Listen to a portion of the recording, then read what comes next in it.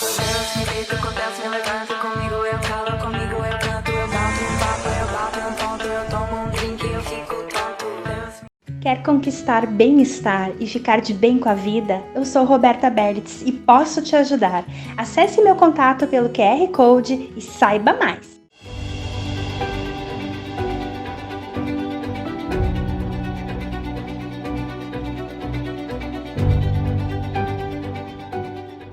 Olá, sejam todos muito bem-vindos e muito bem-vindas a mais um programa Mulheres Quebrando Tabus aqui na Vale TV.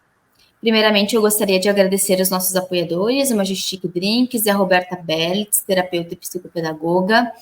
Também uso o albrechó.com.br, que fornece os looks quando a gente grava no estúdio. Mas hoje a nossa convidada é uma convidada muito especial, que não é do Rio Grande do Sul, né? Ela está morando no Paraná, e ela já esteve conosco aqui, a gente teve um feedback bem importante, bem bacana sobre o programa que a gente gravou anteriormente.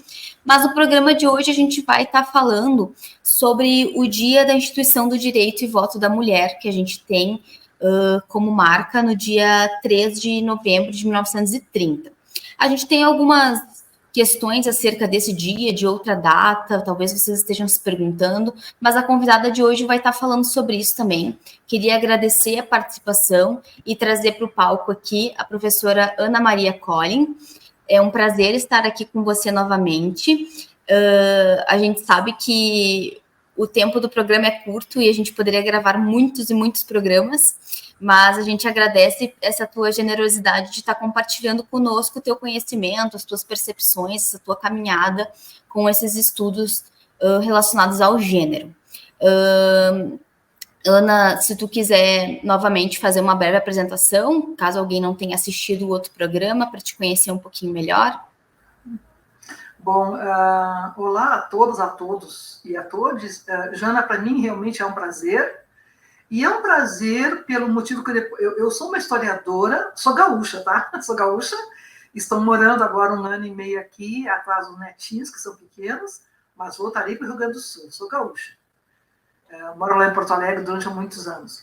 Bom, Jana, eu sou uma historiadora da história de mulheres, relações de gênero e sexualidades, e eu me senti muito confortável com esse convite que tu me fizeste, porque eu tenho esse livro aqui, que a Jana já deve conhecer, ele se chama A Cidadania da Mulher Brasileira, uma genealogia, que nada mais é do que falar, inclusive, do voto feminino, que dá a cidadania política das mulheres. Tá? Bom, então, para quem não me viu outra vez, eu sou uma mulher branca,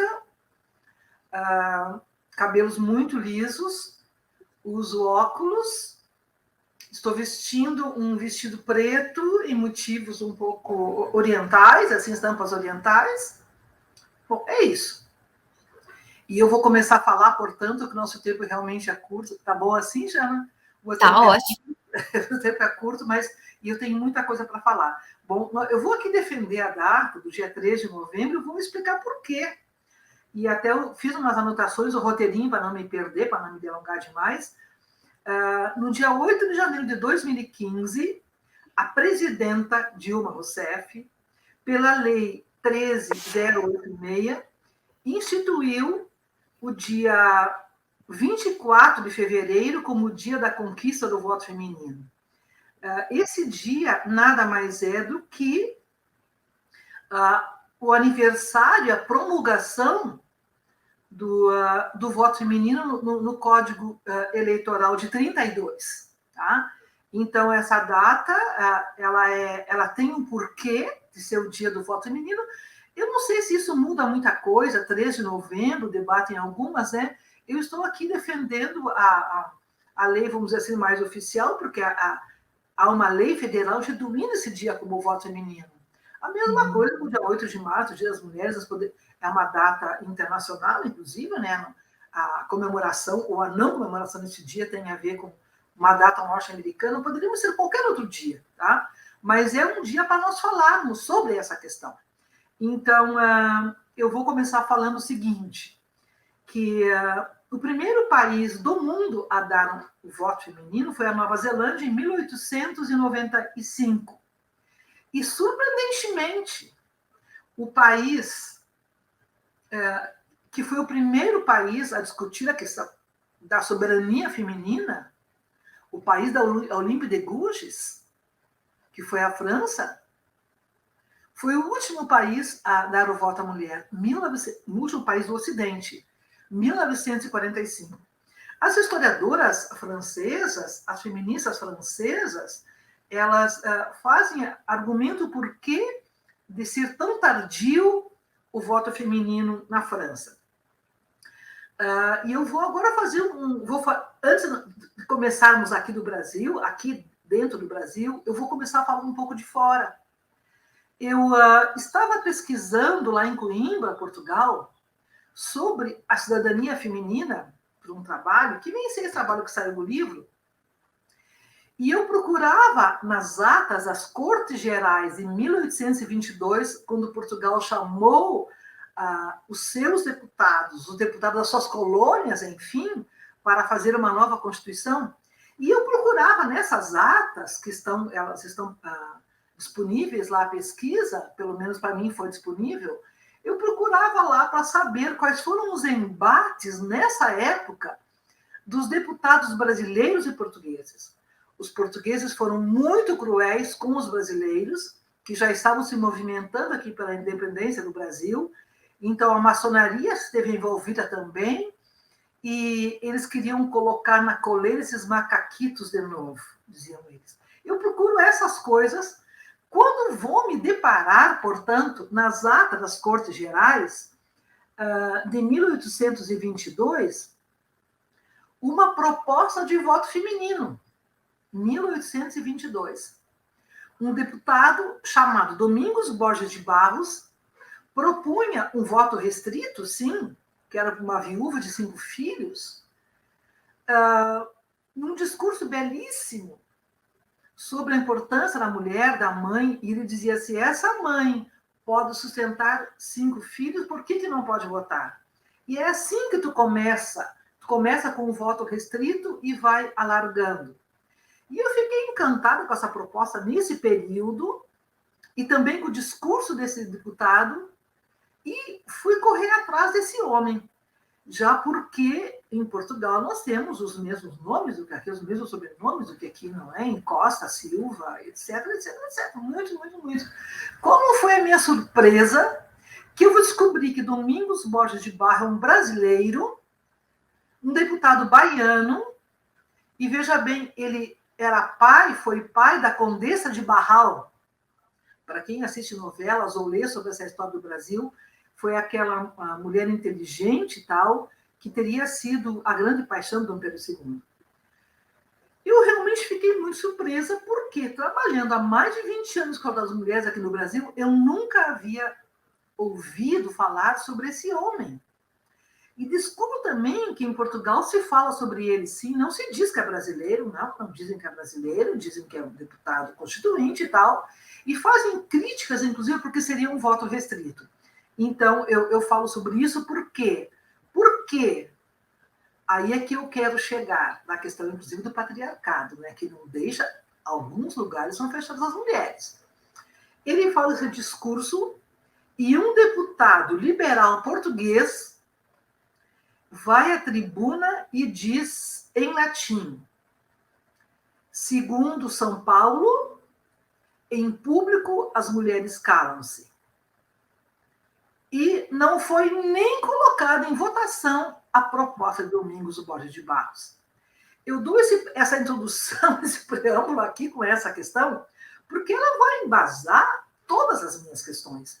Uma historiadora que eu gosto muito, a Michelle Perrault, historiadora francesa, a maior historiadora viva do mundo hoje, que trabalha com as mulheres, Michelle Perrault, ela diz sempre que existem 3 bastiões de resistência à entrada das mulheres. Ela diz no exército,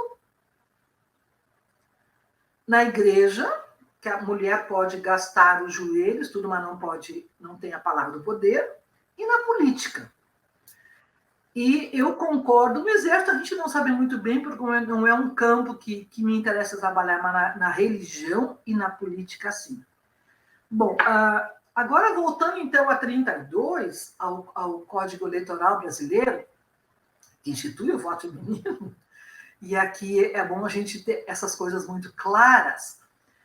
Quando Getúlio Vargas, né, então a gauchada sabe disso, sobe ao poder, etc, etc e tal, ele vai derrubar uma oligarquia, especialmente a aliança entre São Paulo e Minas Gerais, e institui um novo poder. Agora vai ser um poder urbano.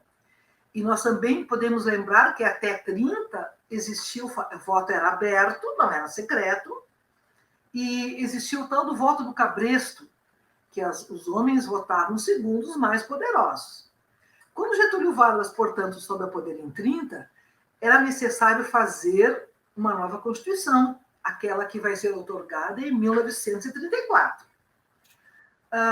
Então, antes dessa Constituição, se faz um Código Eleitoral para tentar fazer uma mudança nas questões brasileiras. Então, esse Código Eleitoral, ele vai... eu vou falar de duas questões que me interessam, portanto, aí. Ele vai instituir o voto secreto, que eu acho que é uma mudança incrível, apesar que nós sabemos que até hoje o voto a cabresto ainda continua, não mais como tinha os desenhos do cara pendurado pelo pescoço, mas em troca de comida, em troca de dentadura, essas coisas ainda existem, nós sabemos. E também vai, mas é um avanço, e também vai instituir o voto feminino. E o interessante é que na argumentação do Código Eleitoral, o porquê da admissão das mulheres, em nenhum momento vai referendar a luta das mulheres, em nenhum momento vai falar sobre a importância das mulheres na vida política, mas vai dizer que se o Brasil agora quiser ser um país moderno, se ele quiser se equiparar às nações mais modernas do mundo, ele terá que dar o voto à mulher. Somente com o voto feminino, o Brasil poderá estar no mesmo nível dos países mais desenvolvidos do mundo. E esse Código Eleitoral está disponível para quem quiser pesquisar nas bibliotecas e tal. Vai, inclusive, a rolar quais são os países do mundo, inclusive da América Latina, que já institui o voto feminino.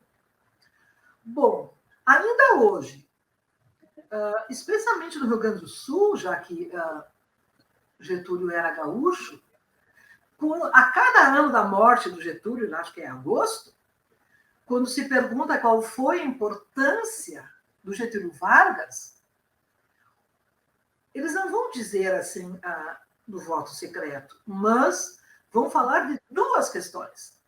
Vão falar das leis trabalhistas e do voto feminino. Eu falo sobre isso porque eu vou fazer uma metáfora, mas o Getúlio rouba uma luta, captura uma luta histórica das mulheres e constitui o voto, é como se fosse uma doação sua. Não, o voto não foi uma doação do Getúlio Vargas e não foi só para se equiparar com os países modernos, como construir estradas e pontes, né? Não, é uma luta histórica das mulheres em todo o Ocidente e no Brasil também.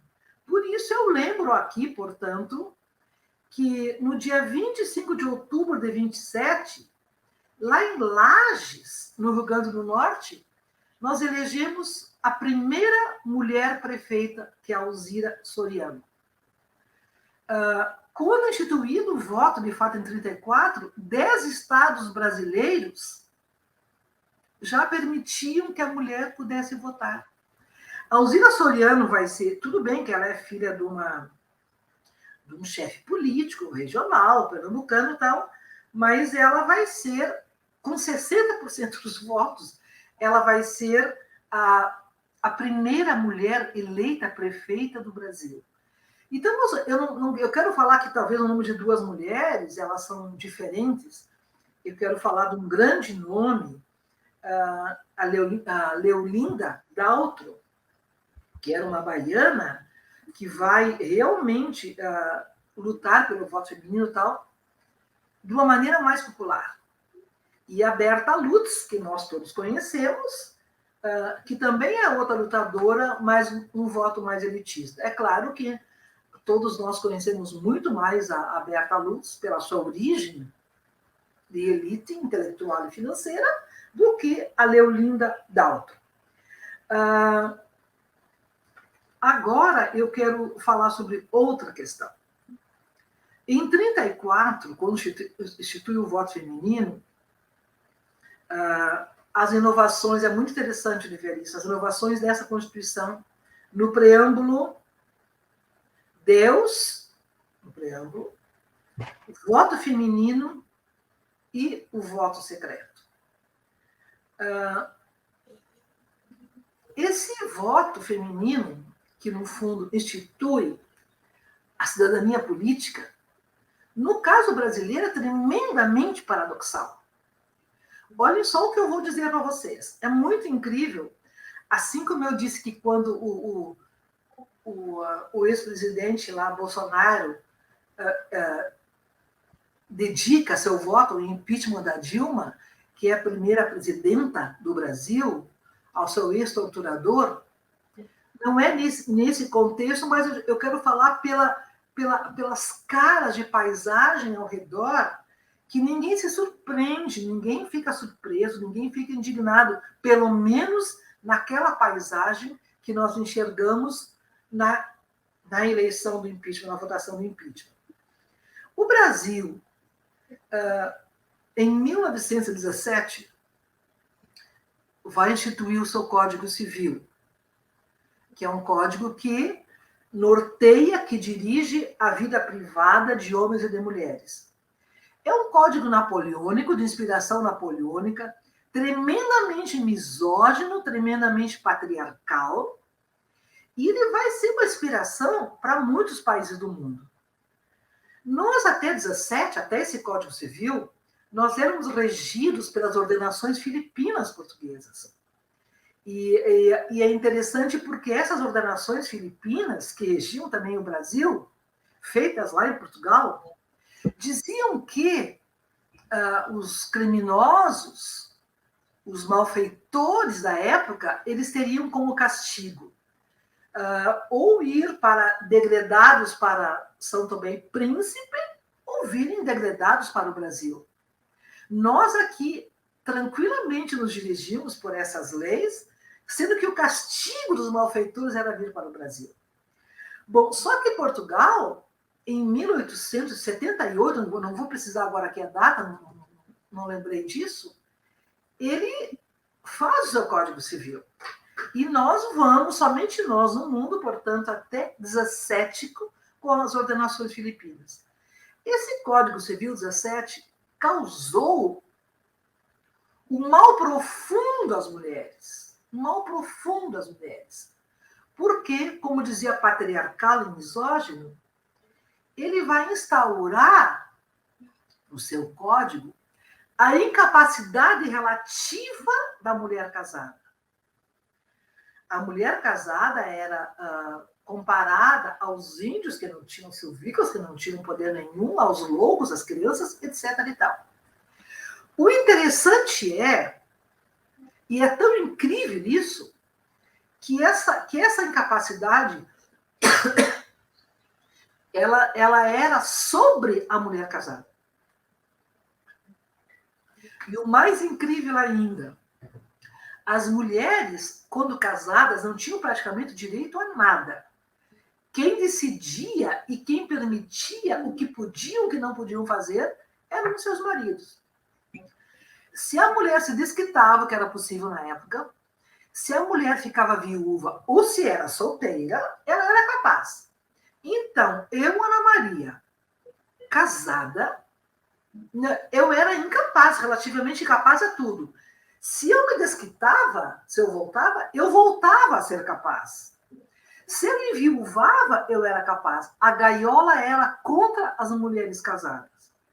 Mas isso é tão incrível, eu acho, uma historiadora fica louca quando vai estudar também essa conjuntura histórica, que a construção dos lugares da mulher, históricos dos lugares das mulheres, que também se sugestivou, se colocou na alma, na cabeça das mulheres, dizia que uma mulher só era realmente mulher. Uma mulher só podia ser feliz se fosse casada e tivesse filhos. Então, mesmo com a lei que dizia que nós éramos incapazes quando casadas, nós todas mulheres queríamos nos casar. Todas, sem exceção. Eu me casei na década de 70, sabendo essas coisas todas, a gente entrava porque esse era o nosso lugar. Bom, veja o que eu vou dizer agora. Esse Código Civil, nessa questão da incapacidade relativa da mulher casada, vai durar até 1962, quando se institui o Estatuto da Mulher Casada, que vai retirar do Código essa incapacidade relativa da mulher. Porque esse código vai durar até 2002, 17, esse código patriarcal, misógino. Mas essa incapacidade se retira, deixando algumas questões, é claro, em 62. Eu sempre digo que as leis perdem para a cultura. Por exemplo, o Brasil, nesse caso, é um dos países mais avançados nas leis que tentam proibir a violência contra a mulher. E é o 5º país do mundo que mais mata mulheres. Então, veja bem, essa cultura de que o corpo feminino pertence ao homem, apesar das leis igualitárias, permanece. Então, eu tenho o Estatuto da Mulher Casada, em 62, que retira essa incapacidade da mulher, que estava sempre sob a guarda de um ser racional, e o interessante é que a mulher perdia a razão quando casava. Se ela voltava a ter razão. Então, se ela não estuda, ele é racional, ele comanda essa mulher.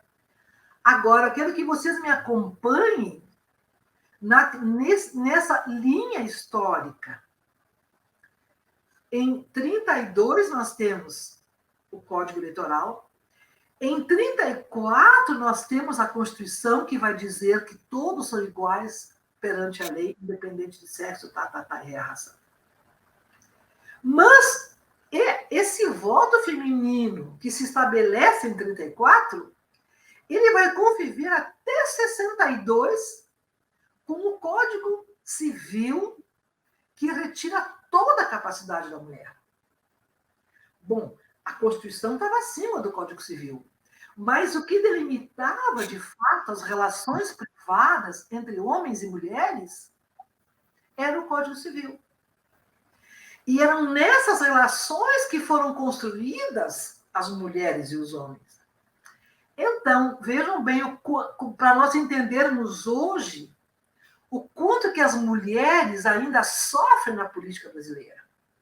E eu vou repetir o que eu sempre digo, e não só eu, são várias. A Dilma, que é a primeira presidenta, independente do seu valor ou não, ela, porque se pegarmos os homens, vamos fazer um peso aqui de valores, ela sofreu impeachment especialmente porque era mulher.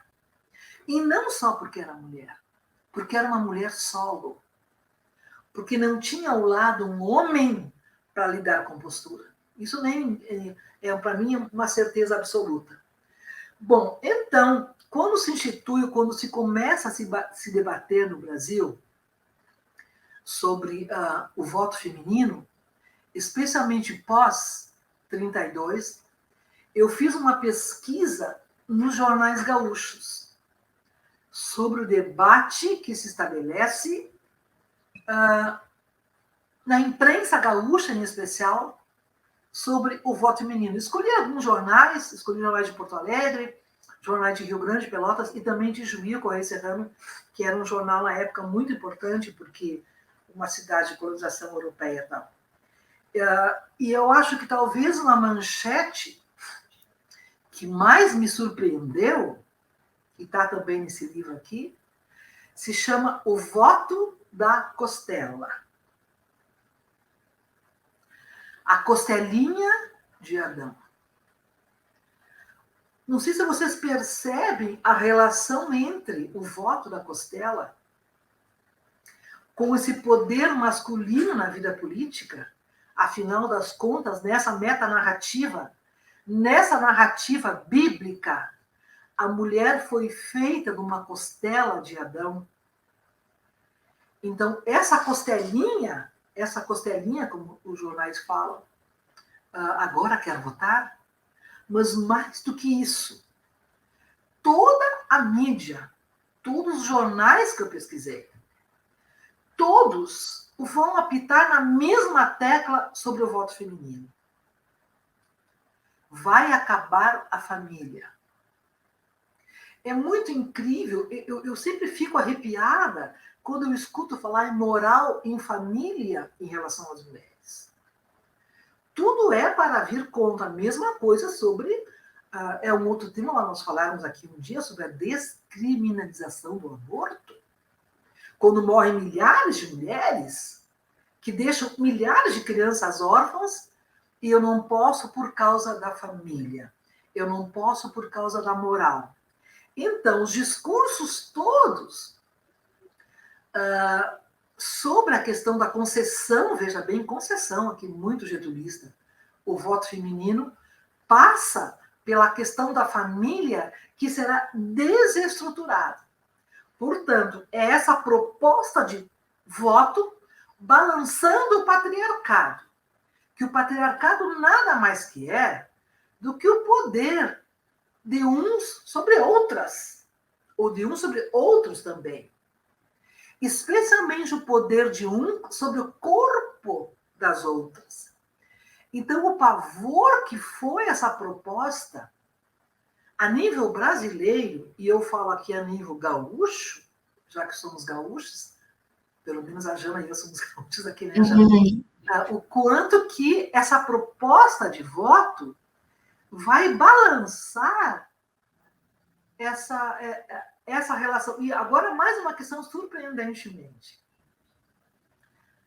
Quando nos jornais do Rio Grande do Sul, e trazem notícias também de outros países, e começou pela Espanha, a igreja apoiando o voto feminino.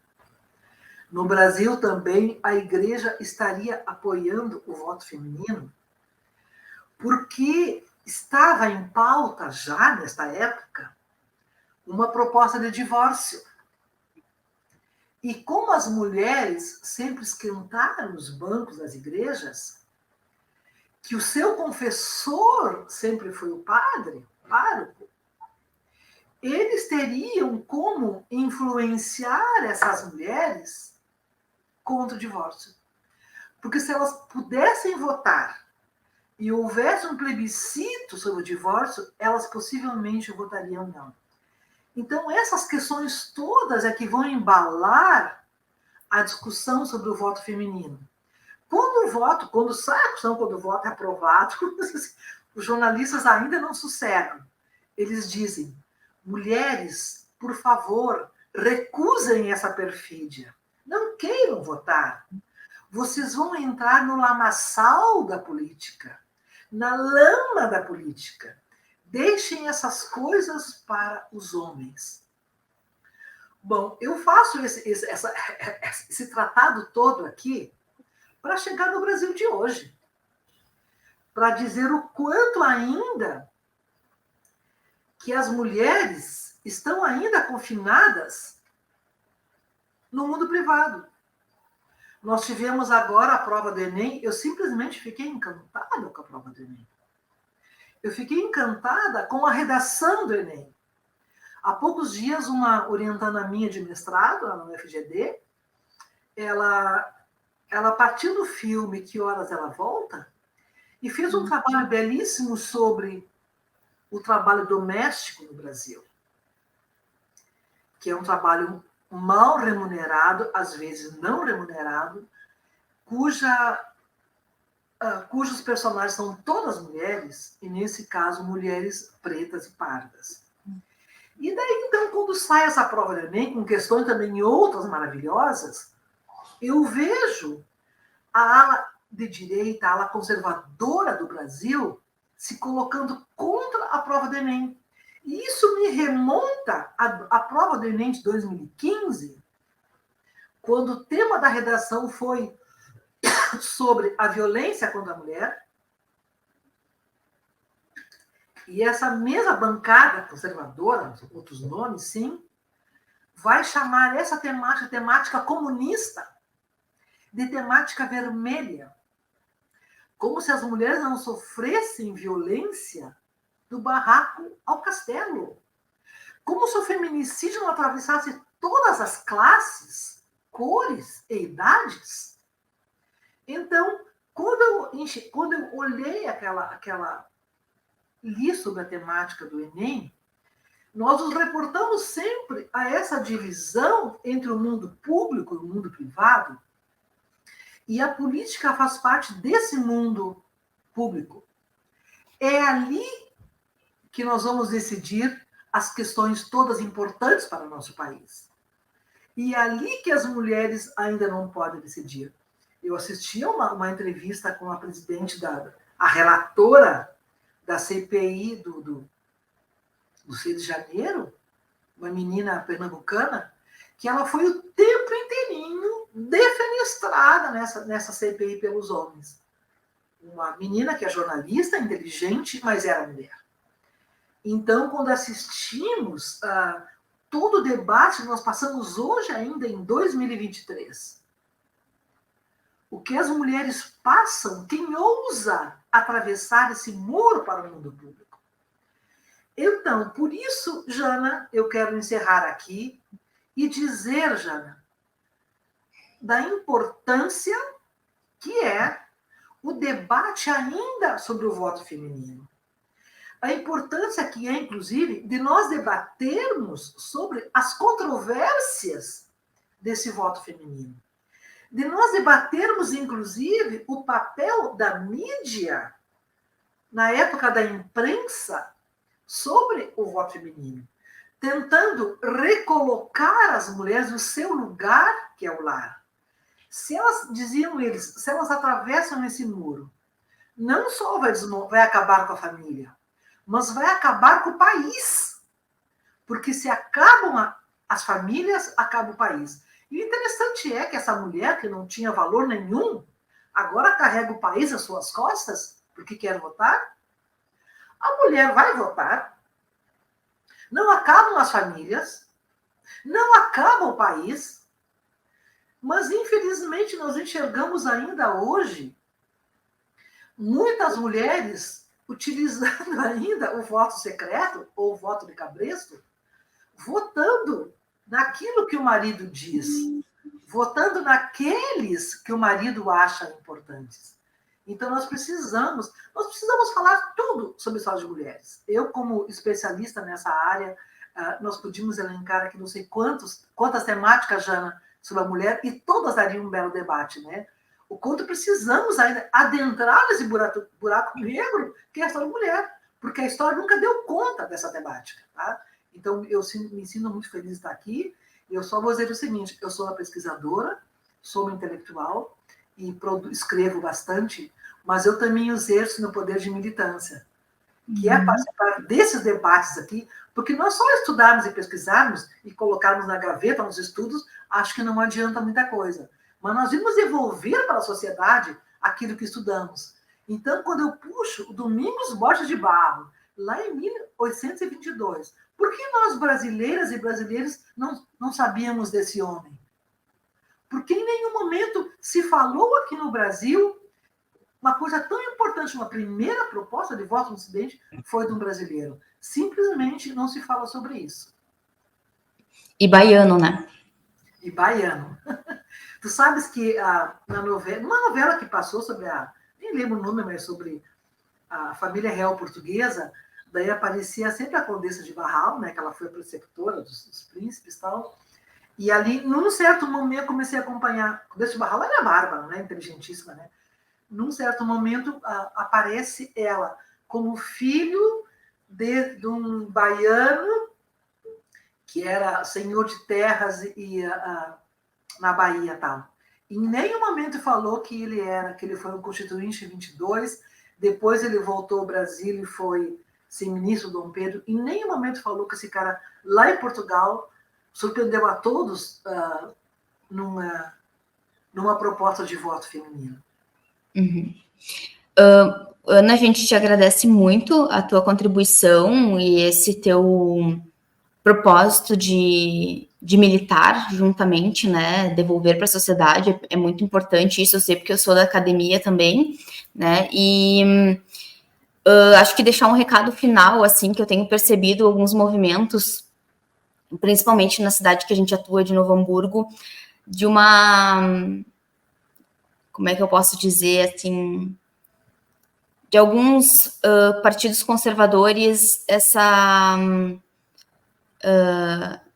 esse movimento de raptar algumas pautas como das mulheres, mas a serviço do que a gente sabe o que é para eles, né? Então, a importância de a gente estar alerta e estar entendendo de que forma e onde e como a gente tem voz de verdade e não somos marionetes, né? Bom, o Getúlio Vargas fez escola, né?